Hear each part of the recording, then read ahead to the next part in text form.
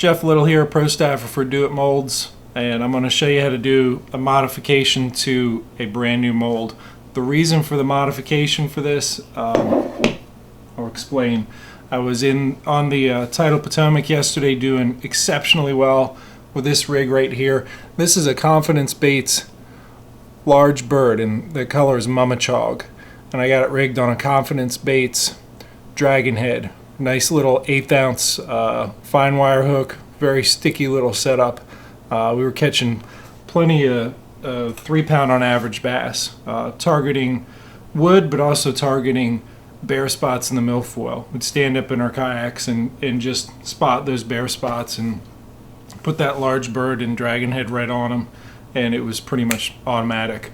Now it's early June now, and you know, you can see those open spots.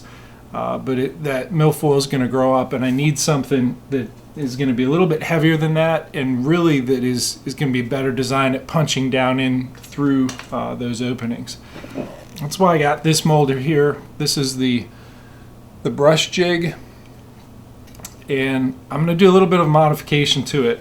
This one's designed to have this thing right here, the bristle weed guard, and I'm just not real crazy about these. I'd much rather have a piece of plastic be the thing that makes it weedless. So I'm going to modify it to be more of a shaky head type deal.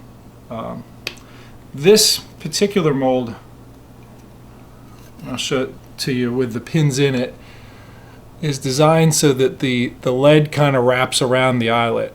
So it's especially suited for punching down in vegetation and coming back up clean. So what I'm going to do is, where these pins are for the wire weed guard, I'm going to do a little bit of modification to the mold itself. I'm going to do some dremeling. I'll show you that here in a moment, and make it so that I can push a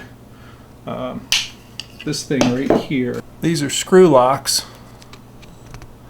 and what we're going to do is take the insert for this and just shove it right in this medium screw lock. We're going to situate that in such a way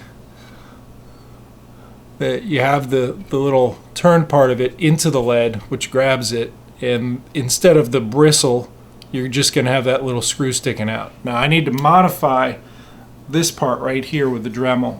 This mold is designed to close very nicely with very little tolerance with the bare pin in there. Once we add the threads of this the corkscrew, the screw lock, it will not close. So we need to modify this section right in here just enough that it, you know, will allow these extra threads of the screw lock shoved on there. We got to be extra careful in this region right here not to take any more than we need to. In fact, I'm mostly going to be dremeling from there back to allow these threads to sit in there. In this area right here, I just want enough to let that edge right there probably sit on this this back side, because I don't want any extra lead pouring up in there. So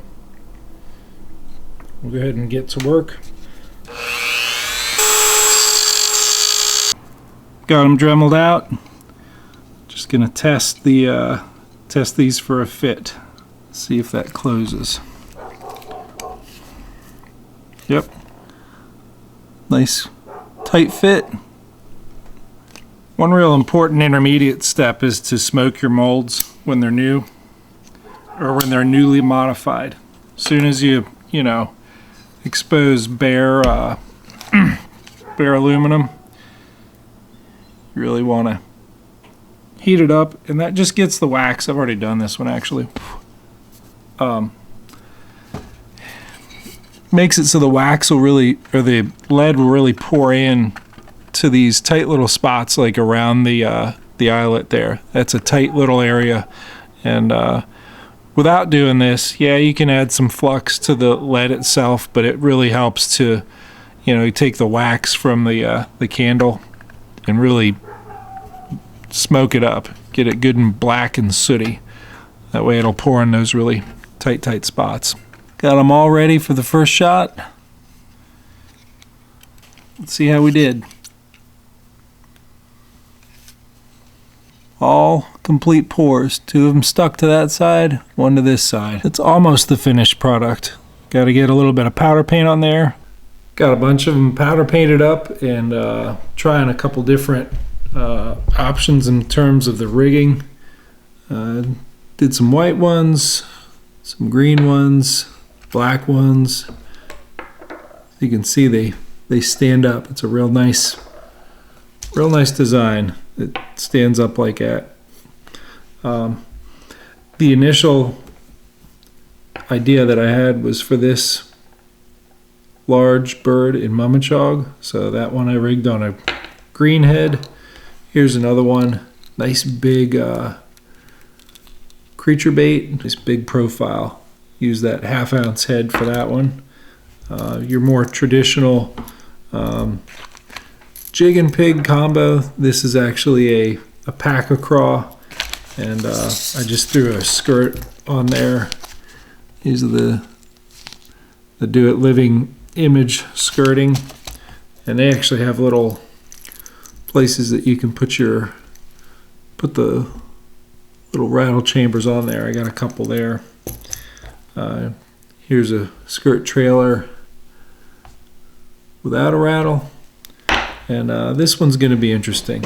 I think this one may surprise me. I did the white one with a punch skirt and a small swim bait.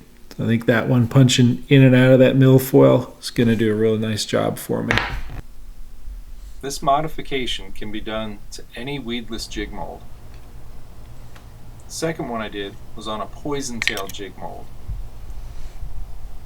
Worked great for the finesse worm, but it also provided a really nice platform for larger baits like swim baits or larger jig and pig profiles. To get started making jigs the way you like them, download a catalog from doitmolds.com. Do It Molds, when pride is on the line.